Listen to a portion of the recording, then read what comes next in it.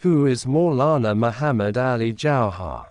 Maulana Mohammad Ali Jauhar, also known as Muhammad Ali, was among the passionate fighters of independence who struggled against the British colonial powers. He was born in 1878 in Rampur, India.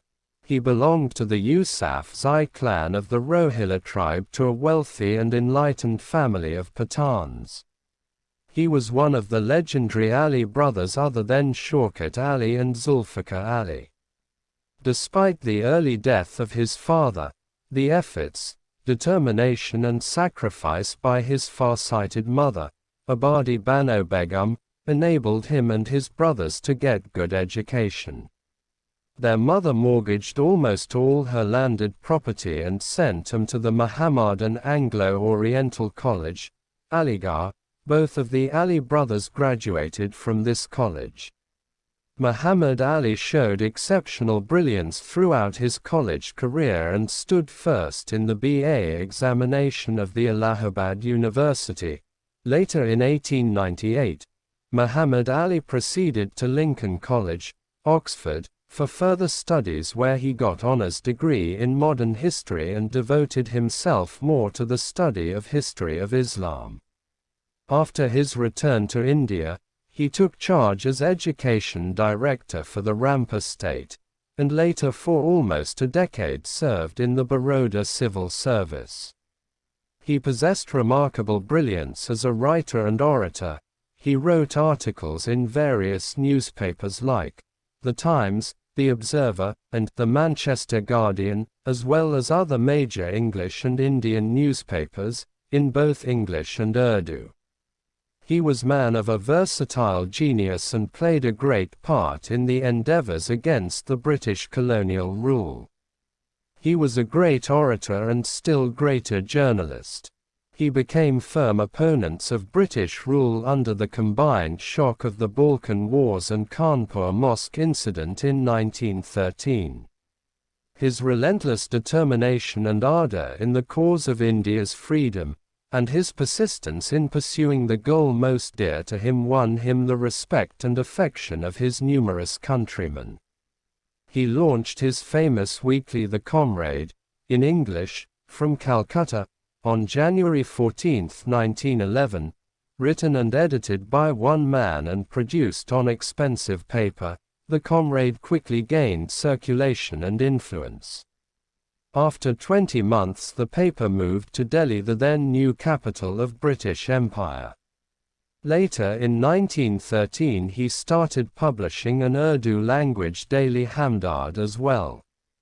Muhammad Ali worked hard to expand the Aligarh Muslim University, then known as the Muhammadan Anglo-Oriental College, and was one of the co-founders of the Jamia Millia Islamia in 1920, which was later moved to Delhi. Jauhar was among the founders of All India Muslim League and attended first meeting in Dhaka in 1906.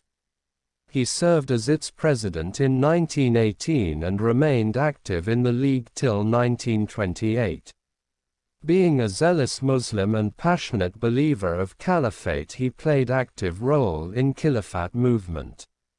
He represented the Muslim delegation that traveled to England in 1919 to persuade the British government to influence the Turkish Mustafa Kemal not to depose the Sultan of Turkey, who was the Caliph of Islam.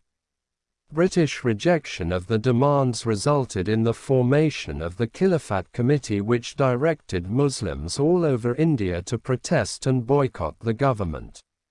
In 1921, Ali formed a broad coalition with Muslim nationalists like Shaukat Ali, Hakim Ajmal Khan, Mukhtar Ahmed Ansari and Indian nationalist leader Mahatma Gandhi, who enlisted the support of the Indian National Congress and many thousands of Hindus, who joined the Muslims in a demonstration of unity. He wholeheartedly supported Gandhi's call for a national civil resistance movement, and inspired many hundreds of protests and strikes all over India. He was arrested by British authorities and imprisoned for 2 years for what was termed as a seditious speech at the meeting of the Khilafat Conference. He was the 6th Muslim to become the President of Indian National Congress in 1923.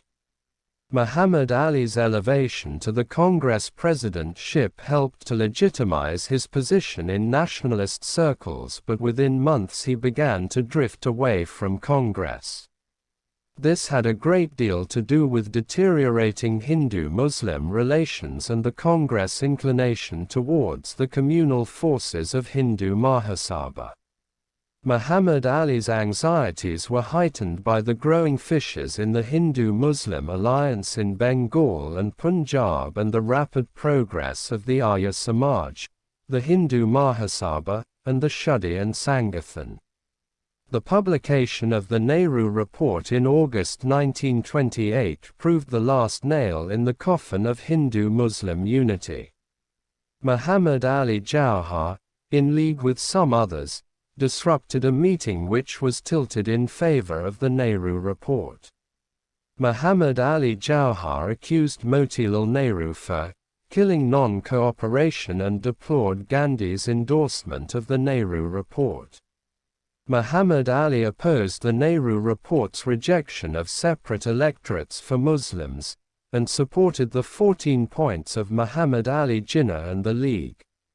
Muhammad Ali pleaded Muslims to send a separate delegation in 1930's London Round Table Conference to represent Muslims. His appeal symbolized the collapse of the old alliance on which Gandhi had built the non-cooperation movement and clearly showed that only Muslim League spoke for the Indian Muslims. Although seriously ill, he joined the delegation, led by the Aga Khan, with the firm conviction that critical collaboration with the British at the Round Table Conference would bring greater political benefits.